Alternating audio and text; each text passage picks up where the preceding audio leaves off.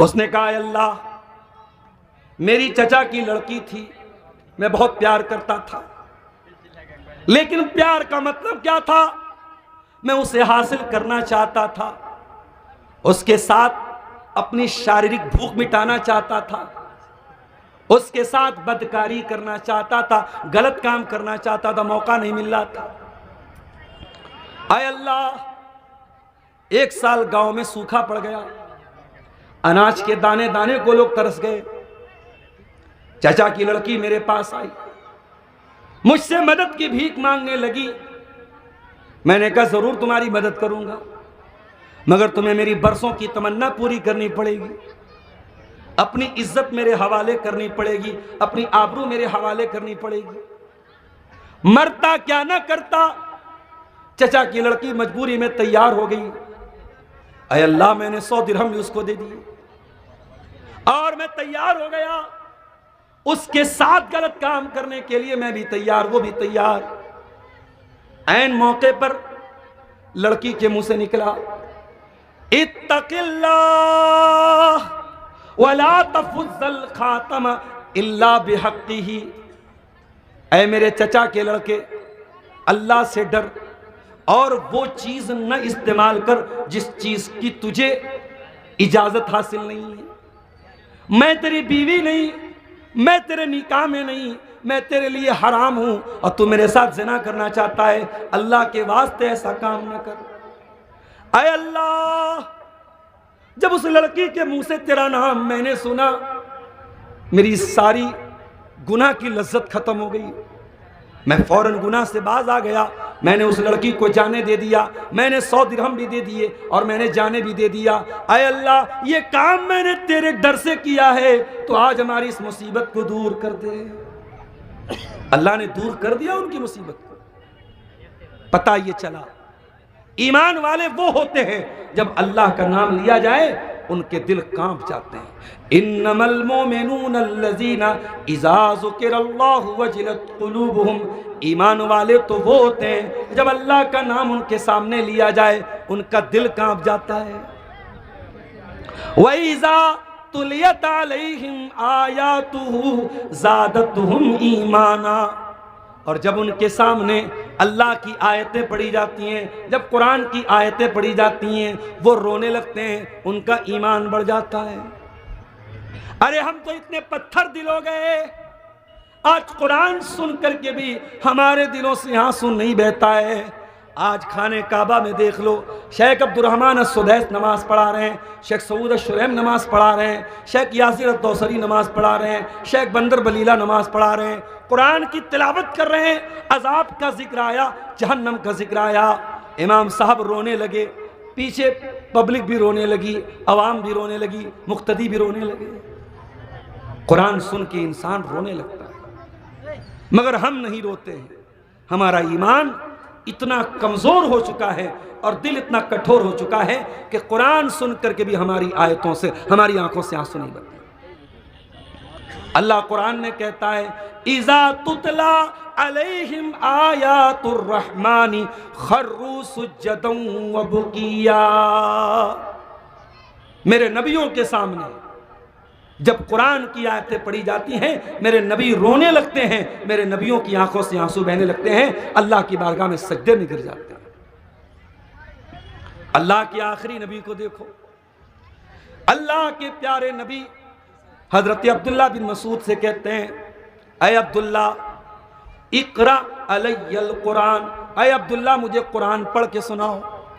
हजरत अब्दुल्ला कहते हैं, अय अल्लाह के नबी, मैं आपको कुरान पढ़ के कैसे सुनाऊं, ये कुरान तो आप ही के ऊपर उतरा है। आपने फरमाया, अय अब्दुल्ला आज दूसरे के मुंह से कुरान सुनना चाहता हूं, कुरान सुना भी करो।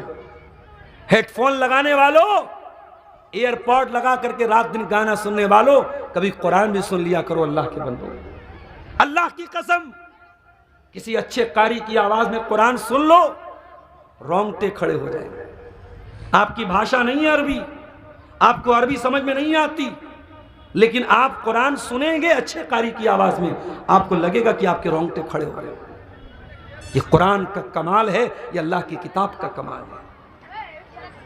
नबी अकरम ने फरमाया, अब्दुल्ला मैं आज तुम्हारे मुंह से कुरान सुनना चाहता हूं। अब्दुल्ला बिन मसूद कुरान पढ़ने लगे, सूरह निसा की तिलावत करने लगे। अब्दुल्ला बिन मसूद कुरान पढ़ते चले जा रहे हैं और अल्लाह के प्यारे नबी सुनते चले जा रहे हैं। कुरान पढ़ते पढ़ते हजरत अब्दुल्ला इस आयत पर पहुंचते हैं, फ़कैफ़ इज़ा जिना मिन कुल्लि उम्मतिन बिशहीदिन व जिना बिका अला हाउलाई शहीदा। ऐ नबी, आपका क्या हाल होगा जब क़यामत के दिन सारी उम्मत पर हम आपको गवाह बना के लाएंगे। जब ये आयत पढ़ी गई, हज़रत अब्दुल्ला कहते हैं, अल्लाह के नबी ने फरमाया, हस्बुका, ऐ अब्दुल्ला बस करो, रुक जाओ। मैंने नज़र उठा के देखा, फ़ैज़ा ऐनाहु तज़रिफ़ान, अल्लाह के नबी की दोनों आँखों से आंसू बह रहे थे। अल्लाह के नबी रो रहे थे। हमारी आँखें तो मेरे भाइयों खुश्क हो चुकी हैं, सूख चुकी हैं। हमारी आँखों से अब दुनिया की मोहब्बत में आंसू निकलता है, दुनिया की तकलीफ में आंसू निकलता है, अल्लाह की मोहब्बत में कभी आंसू नहीं निकलता है। इन आंखों को रोना भी सिखाओ मेरे साथियों, इन आंखों को रोना भी सिखाओ। ये आंखें अल्लाह के खौफ से रोना शुरू कर देंगी तो जहन्नम की आग को बुझा सकता है आपका ये रोना। अल्लाह के प्यारे नबी फरमाते हैं, ऐनानि ला तमस्सुहुमन नार, दो किस्म की आंखें ऐसी हैं जो जहन्नम की आग में नहीं जलेंगी। ऐनुन बातत तहरुसु फी सबीलिल्लाह, एक वो आंख है जो अल्लाह की राह में चौकीदारी करती है। व ऐनुन बकत मिन खशियतिल्लाह, और एक वो आंख है जो अल्लाह के खौफ से आंसू बहाती है। अल्लाह के खौफ से रोने वाले ईमान वाले होते हैं मेरे प्यारे साथी। व अला रब्बिहिम यतवक्कलून, और अल्लाह कह रहा है मेरे ईमान वाले बंदे वो होते हैं जो अल्लाह के ऊपर भरोसा करते हैं। तावीज़, आपके यहाँ तावीज़ गंडा चलता है कि नहीं चलता है? चलता है। अफसोस की बात है, अहले हदीसों के यहाँ भी अब कहीं कहीं गंडा तावीज़ चलने लगा है। छोटे बच्चों को औरतें मालिश करती हैं, मालिश के बाद उनके माथे पे टीका लगाती है। पूछो ये टीका क्यों लगाया? कहती है नजर का टीका लगाया है, नजर न लगे। माफ करना, तुम्हारे काजल का टीका लगाने से किसी को नजर बद से बचाया नहीं जा सकता। मेरी प्यारी माँ और बहनों, काश कि आपने वो दुआएं सीखी होती जो अल्लाह के नबी अपने बच्चों को पढ़ के दम करते थे, तो तुम्हें काजल का टीका लगाने की नौबत ना आती। मेरे नबी अपने दोनों नवासों को, हजरत हसन को, हजरत हुसैन को क्या पढ़ के दम करते थे? उईज़ुकुमा बिकलिमातिल्लाहि ताम्मा मिन कुल्ले शैतानिन व हाम्मा व मिन कुल्ले ऐनिल लाम्मा। बड़ी प्यारी दुआ है, बच्चों को पढ़ के दम कर दो। आए मेरे बच्चे, मैं तुझको अल्लाह की पनाह में देता हूँ, अल्लाह के मुकम्मल कलिमात की पनाह में देता हूँ। हर शैतान से अल्लाह तेरी हिफाजत करे, हर नजरे बद से अल्लाह तेरी हिफाजत करे। तो दुआएं तो आती नहीं। और माफ़ कीजिएगा, बड़े माज़रत के साथ कहना पड़ता है कि आज हमारी औरतें जलसों में भी जाती हैं तो तकरीर कम सुनती हैं और फैशन ज़्यादा करती हैं। तकरीर कहाँ सुनी जाती है? सीमांचल के जलसों में कहीं कहीं जलसे वाले पोस्टर पे लिखते हैं हमारे यहाँ मेला लगाने की इजाज़त नहीं है, दुकान लगाने की इजाज़त नहीं है। वरना 90% सीमांचल के किशनगंज, अररिया, पूर्णिया, कटिहार के प्रोग्रामों में मेला लगता है। और ये तमाम औरतें माशाअल्लाह उस मेले में ज़्यादा लगी रहती हैं और पिंडाल के नीचे कम आपको मिलती हैं, तकरीर में कम मिलती है। और जलसे में तकरीर सुनने के बाद ज़रूरी नहीं है कि आपको इस्लाम की सारी जानकारी आ जाए। आपको बार बार इस्लाम के बारे में सीखना होगा, जानना होगा। हर जुमा के खुतबे में अपने घर की औरतों को भेजो मेरे प्यारे साथियों। हर गांव की जामा मस्जिद में औरतों के लिए इंतजाम करो। और ये जो आपने बनात खोल के रखे हैं, लड़कियों को आलिमा बना, क्यों बनाया आलिमा भाई? आलिमा इसीलिए बनाया है कि लड़की का रिश्ता अच्छा लग जाए? नहीं, आलिमा बनाया है तो उसके इल्म का यूज भी करो। कुछ औरतों के विशेष प्रोग्राम हो, स्पेशल प्रोग्राम, लेडीज़ के प्रोग्राम हो जहां कोई आलिमा उनको बैठ करके दर्स दे, उनको वज़ू का तरीक़ा सिखाए, उनको नमाज का तरीक़ा सिखाए, उनको गुस्ल का मसला बताए, उनको पाकी नापाकी का मसला बताए, उनको ईमान के बारे में बताए। आज औरतें नावाकिफ़ हैं, नादान हैं, नहीं है उनको कोई जानकारी। और हालात इतने बुरे हैं कि डेली हमारे पास खबरें आ रही हैं मुसलमान लड़कियों के मुर्तद होने की। उत्तर प्रदेश जैसी जगह और बरेली जैसी जगह, अभी वहां की न्यूज़ कल सोशल मीडिया पर मैंने देखी। नेहा नाम की एक मुसलमान लड़की, एक गैर मुस्लिम लड़का जो वहां मजदूरी करने आता था, पेंट करने आता था, उसके साथ मुसलमान लड़की का अफेयर हुआ और 3 महीने तक बगैर शादी के उस गैर मुस्लिम लड़के के साथ वो रह रही थी, जिसको समाज में लिव इन रिलेशनशिप कहा जाता है। हराम तरीके से, नाजायज तरीके से बगैर शादी के उसके साथ रह रही थी। और अब वही लड़की बयान दे रही है कि मैं धर्म परिवर्तन कर रही हूं, आज से मैं नेहा कुमारी हूं, मेरा नाम नेहा अंसारी नहीं है, मैं नेहा कुमारी हूं, मैं इस्लाम को छोड़ रही हूं। और फिर ये भी मीडिया के सामने बयान दे रही है कि मेरे माँ बाप मुझको धमकी दे रहे हैं। अफसोस की बात है मेरे साथी, हम आम बबूल का पेड़ लगा के आम तो नहीं तोड़ सकते मेरे साथी। हम जो बोएंगे वही तोड़ेंगे। हम जिस चीज की खेती करेंगे पैदावार भी उसी चीज की होगी। अपनी औलाद को अगर दीन नहीं सिखाया है, इसी कटिहार के एक इलाके में एक साहब के यहाँ मैं गया, उन्होंने बड़े फख्र से कहा, मौलाना साहब मेरे 4 बेटे हैं और मेरी इतनी बेटियां हैं और सबको मैंने आलिम बनाया है, सारी बेटियों को आलिमा बनाया है। मैंने कहा क्यों आपने बच्चों को आलिम बनाया? उन्होंने कहा कि मैं चाहता हूं जब मैं मरूं तो मेरे बच्चों में कोई ऐसा न हो कि जो मेरा जनाजा न पढ़ा सके। मैं जब मरूं तो मेरे सारे बेटे इस लायक हों कि कोई भी आगे बढ़ के मेरा जनाजा पढ़ा सकता हो। मैं अपनी औलाद को ऐसा बना के जाऊं। दुनिया में ऐसे बाप भी होते हैं मेरे साथी, ऐसे बाप बनो, अपने रब पर भरोसा करने वाले बनो, तवक्कुल करने वाले बनो।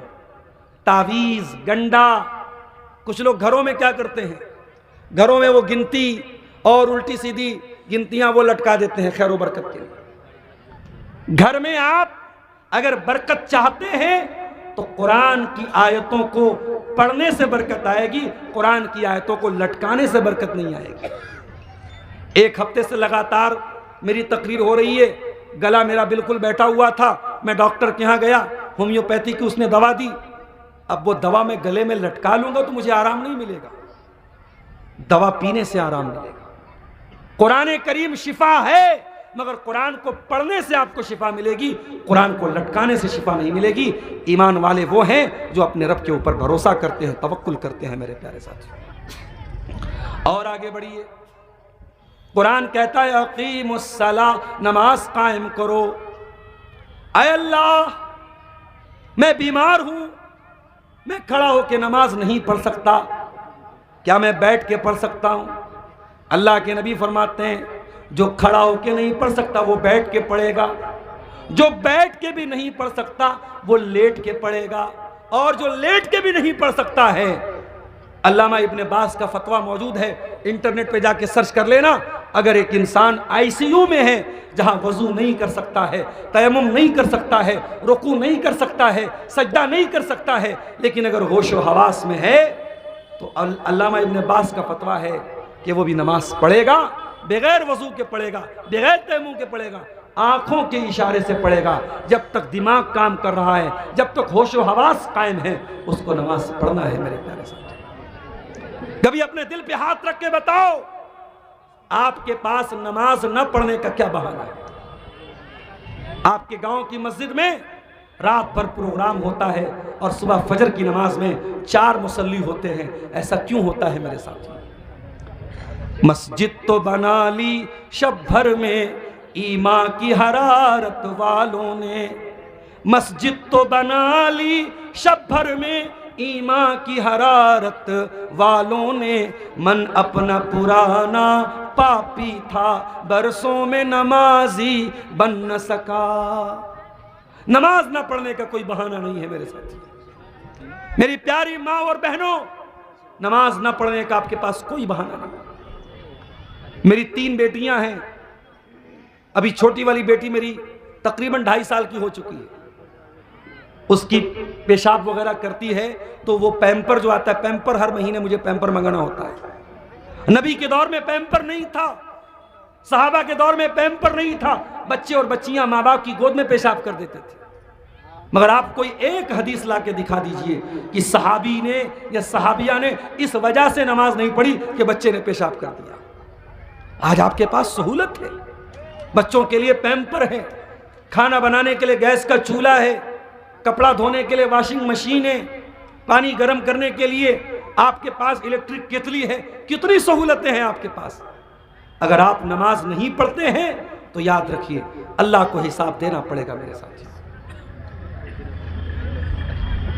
कुरान कहता है बलिल इंसान अला नफ्सिही बसीरा वलौ अलका माजीरा। इंसान चाहे जितना भी बहाना कर ले, इंसान चाहे जितना भी उज्र पेश कर ले, इंसान को पता है कि मैं कितने पानी में हूं। इंसान खुद अपने ऊपर गवाह है। आपको मालूम है आप नमाज नहीं पढ़ रहे, आपकी कोई मजबूरी है कि नहीं है? मजबूरी नहीं है, हम लोगों ने मजबूरी बना कर। आप दुकानदार हैं, आप बिजनेसमैन हैं, आप डॉक्टर हैं, आप टीचर हैं, आप इंजीनियर, आप कुछ भी हैं, नमाज माफ नहीं आपकी। अभी उत्तर प्रदेश के लखनऊ में एक बहुत बड़े डॉक्टर के बारे में मुझको किसी ने बताया, 5 टाइम का नमाजी है वो डॉक्टर, अपना हॉस्पिटल है, बहुत बड़ा सर्जन है, डेली कई दर्जन ऑपरेशन करता है, लेकिन हर ऑपरेशन के पहले वजू करता है, 2 रकात नमाज पढ़ता है, सोमवार के दिन रोजा रखता है, जुमेरात के दिन रोजा रखता है, तहज्जुद का पाबंद है। और कौन है? डॉक्टर है। हमें आपके डॉक्टर बनने से प्रॉब्लम नहीं है मेरे भाइयों। फला पार्टी कह रही है मुसलमानों का विकास होना चाहिए, फला पार्टी कह रही है मुसलमानों का विकास होना चाहिए। मुसलमान का विकास सिर्फ पढ़ाई के जरिए नहीं होगा, मुसलमान का विकास सिर्फ डॉक्टर और इंजीनियर बना के नहीं होगा। हम कहते हैं आप डॉक्टर बने, ईमानदार डॉक्टर बने, अल्लाह वाले डॉक्टर बने, आप टीचर बने, ईमानदार टीचर बने, इंजीनियर बने, ईमानदार इंजीनियर बने। अभी मुजफ्फरपुर से लेके अररिया तक का 4 लेन का रोड पूरा चौपट है, पूरा चौपट हो चुका है रोड। और देश के जो परिवहन मंत्री हैं वो बड़े फख्र से कहते हैं बिहार की रोड तो अमेरिका के टक्कर की है। शर्म आनी चाहिए।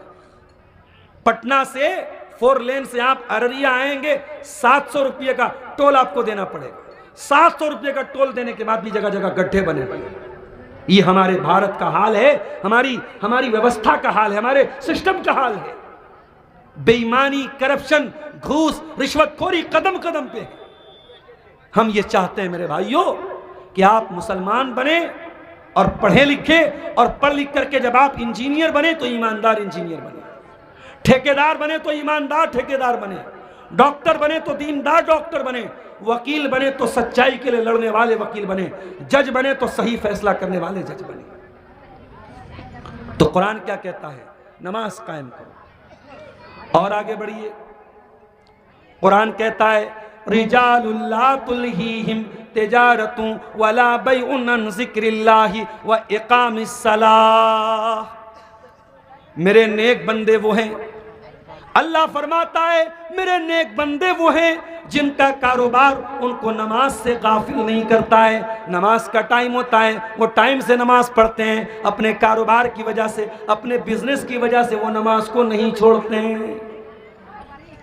कुरान कहता है वह आतु ज़कात अदा करो। आज मुसलमान अपने माल की सही ज़कात निकाल दे तो कोई गरीब नहीं बचेगा मेरे साथियों, कोई भूखा नहीं रहेगा, कोई यतीम बच्चा भूखा नहीं सोएगा, कोई बेवा औरत भूखी नहीं सोएगी अगर अपने माल की सही ज़कात हम निकालेंगे। कुरान कहता है वल्लज़ीन यकनिज़ून अज़्ज़हब वल्फ़िद्दता वला युनफ़िक़ूनहा फ़ी सबीलिल्लाहि फ़बश्शिरहुम बिअज़ाबिन अलीम।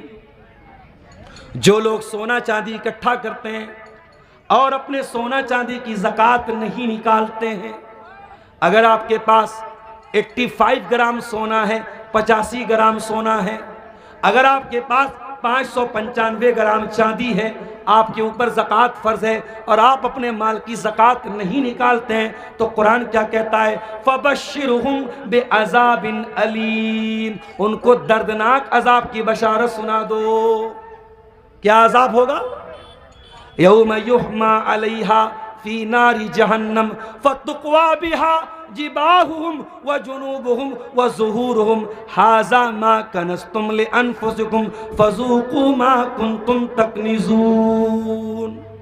जिस माल की ज़कात नहीं निकालोगे, वो माल क़यामत के दिन जहन्नम की आग में तपाया जाएगा और उससे तेरी पेशानी को दागा जाएगा, तेरे पहलू को दागा जाएगा, तेरी पीठ को दागा जाएगा। तो ज़कात अदा करो मेरे साथी। कुरान आगे कहता है वला तक़रबुज़ ज़िना, ऐ ईमान वालों ज़िना के करीब न जाना। अल्लाह का यूज़र गाइड, अल्लाह का यूज़र मैनुअल कह रहा है, ऐ मेरे बंदो तुम ज़िना के करीब भी न जाना।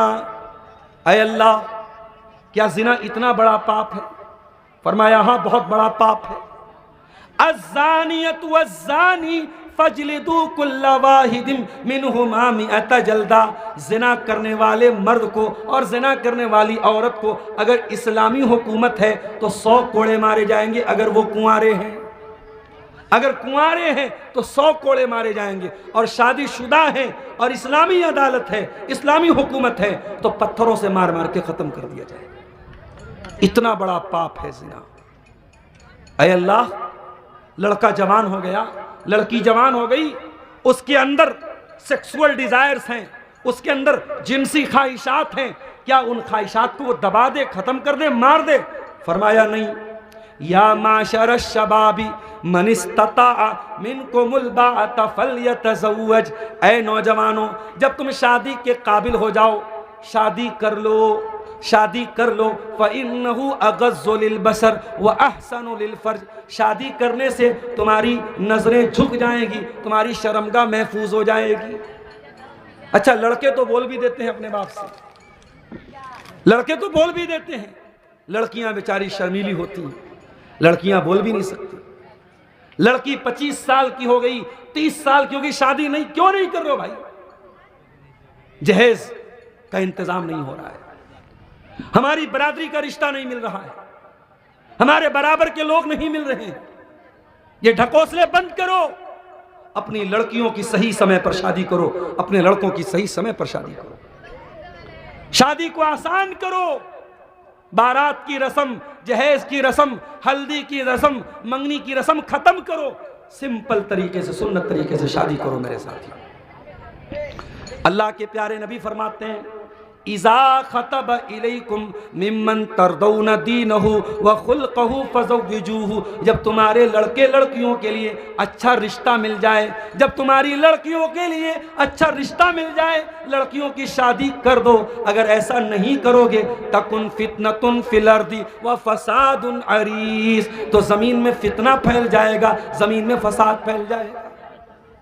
और फसाद फैल चुका है मेरे प्यारे साथी, फसाद फैल चुका है। इसी बिहार से मेरे पास फोन आता है, मौलाना साहब एक लड़की फला लड़के के साथ भाग गई, प्रेग्नेंट हो गई, अब क्या उस लड़के के साथ शादी हो सकती है? यह मसला पूछा जा रहा है समाज में, जबकि इस्लाम की नजर में अगर लड़की हमल से है उसकी शादी नहीं हो सकती है किसी के साथ। लेकिन हालात ऐसे पैदा हो रहे हैं जिनाकारी और बदकारी की वजह से मेरे साथी। इसीलिए इस्लाम जिनाकारी को रोकने के लिए इस्लाम ये हुक्म देता है कि मर्द और औरत के दरमियान नाजायज तरीके से कोई मिलाप नहीं होना चाहिए। अल्लाह के प्यारे नबी फरमाते हैं ला यख्लुवन्न रजुलुन बिइम्रातिन इल्ला वसालिसुहुम शैतान, जब कोई मर्द किसी औरत के साथ अकेले में मिलता है तो तीसरा वहां शैतान जरूर होता है। अगर आपकी जवान लड़की लड़कों के बीच में रह के पढ़ रही है, गलत है। इस्लाम में कोई एजुकेशन की इजाज़त नहीं है। इस्लाम में जवान लड़की लड़कों के साथ पढ़े, साथ में रह के पढ़े, इस बात की इजाज़त नहीं है मेरे प्यारे साथी। इस्लाम में, इस्लाम बड़ा साफ सुथरा दीन है। देवर अपनी भाभी से चिपक करके, भाभी देवर के साथ चिपक करके बाइक पर जाए, ये इस्लाम में इसकी परमिशन नहीं है। साली अपने जीजा के साथ बाइक पर चिपक करके जाए, इस्लाम में इसकी इजाजत नहीं है। इस तरीके से अपनी जवान बेटियों को तमाम गैर महरम लड़कों से पर्दा कराते हो, उसके जीजा से भी पर्दा करो, उसके देवर से भी पर्दा कराओ, उसके जेठ से भी पर्दा कराओ, उसके कजिन से, उसके खाला के लड़के, ताया के लड़के, मौसा के लड़के, मामू के लड़के, उनसे भी पर्दा कराओ। ये सब भी उसके लिए गैर महरम है। तो कुरान कहता है ज़िना के करीब मत जाओ। अल्लाह का यूजर गाइड कहता है ज़िना के करीब न जाओ। ये बहुत गलत रास्ता है, बहुत बुरा रास्ता है। अल्लाह की यूजर गाइड ये भी कहती है, ऐ ईमान वालो, ला ताकुलुर रिबा, सूद मत खाओ, सूद मत खाओ। छोटा छोटा अमाउंट, 10,000 रुपया, 5,000 रुपया, उसको भी आज मुसलमान सूद पर कर्जा ले रहा है। 20,000 का मोबाइल फाइनेंस करा रहा है, उस पर भी इंटरेस्ट दे रहा है। और मोबाइल बेचने वाला मुसलमान बाहर दिखते 0% इंटरेस्ट। ये 0% इंटरेस्ट के नाम पे बहुत बड़ा फ्रॉड किया जा रहा है। कोई 0% इंटरेस्ट नहीं है। 10,000 का मोबाइल आप लेते हैं, बजाज फाइनेंस से लेते हैं, फाइनेंस करा के लेते हैं, 12,000 का पड़ता है। चलो ठीक है, 10,000 का नगद में मिल रहा है, 12,000 का उधार में मिल रहा है, कोई मसला नहीं, इस्लाम में जायज है। मगर मसला क्या है, अगर आपने महीने की पहली तारीख को EMI जमा नहीं की, अगले दिन 500 रुपया पेनाल्टी लग जाएगी, उसके अगले दिन 1,000 रुपया पेनाल्टी लग जाएगी। अगर आपने एक महीने तक EMI नहीं जमा की, अगले महीने फोन ब्लॉक हो जाएगा। ये जो तमाम चीजें हैं, ये सूद की शक्ल है, ये ब्याज की शक्ल है। और मेरे भाइयों, ब्याज इस्लाम में हराम है। जो लोग ब्याज खाएंगे कयामत के दिन पागल होकर के आएंगे। ला यकूमुना इल्ला कमा यकूमुल लज़ी यतखब्बतहु शैतानु मिनल मस। जैसे शैतान किसी को छू करके पागल कर दे, वो इंसान पागल होकर के उठेगा कयामत के दिन, जो ब्याज खोर होगा, जो सूद खोर होगा। आज छोटी छोटी जरूरतों में मुसलमान बैंक से कर्जा ले रहा है, मुसलमान सूद पर कर्जा ले रहा है, मुसलमान अपने ही मुसलमान भाई को सूद पर कर्जा दे रहा है। अल्लाह के वास्ते मेरे भाई, सूद से अपने दामन को बचाओ।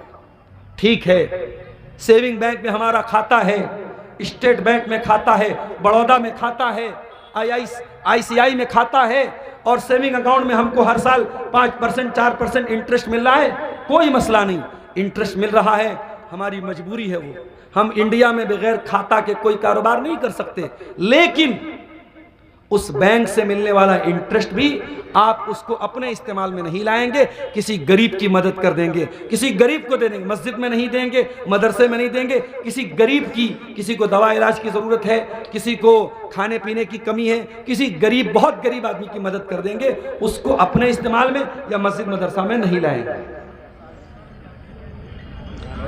और कुरान करीम हमसे एक बात यह भी कहता है, शराब मत पियो।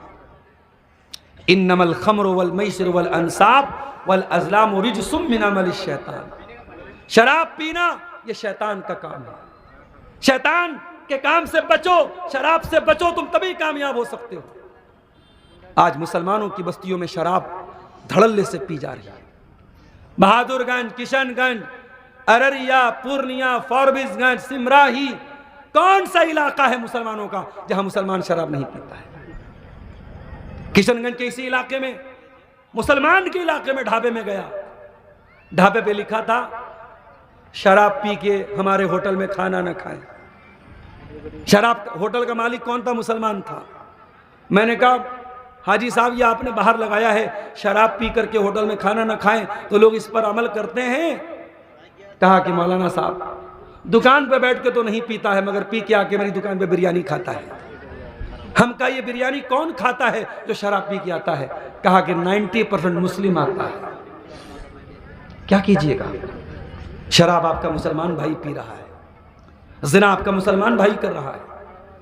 तो जो अल्लाह ने यूजर गाइड उतारा है, उस यूजर गाइड के मुताबिक आप जिंदगी नहीं गुजार रहे हैं।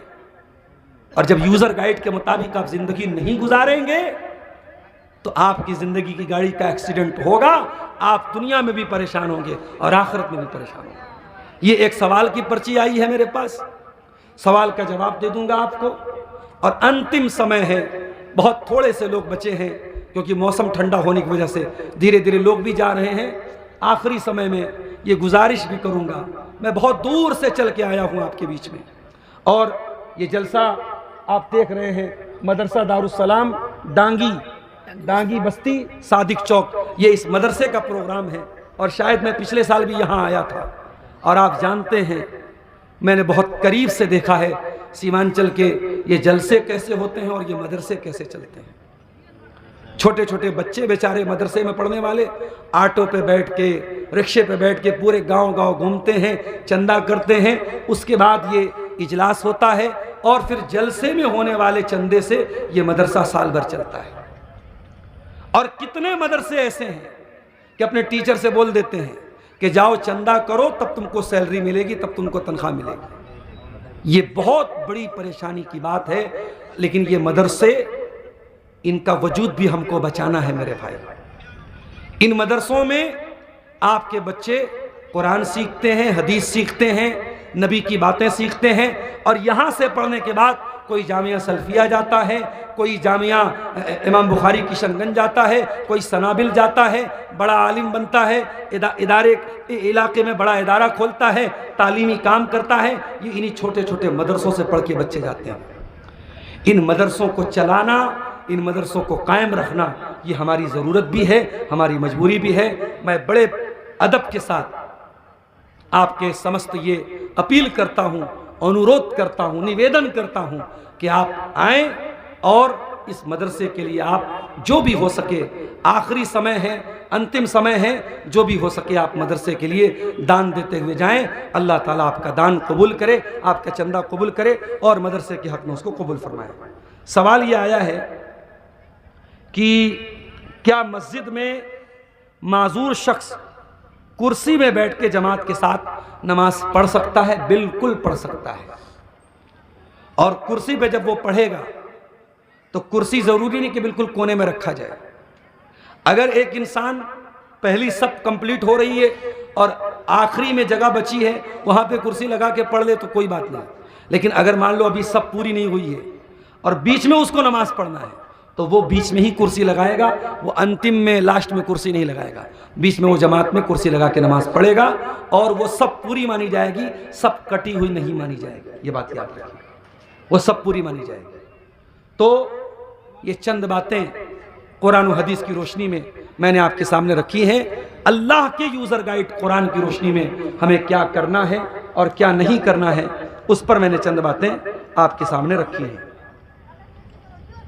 दोनों सजदों के बीच में कौन सी दुआ पढ़ी जाए? देखिए, दोनों सजदों के बीच में कई दुआएं साबित हैं। जो ज़्यादा मशहूर दुआ है, अल्लाहुम्मा ग़फ़िरली वरहमनी वहदिनी वआफ़िनी वरज़ुक़नी, एक तो ये दुआ आप पढ़ सकते हैं।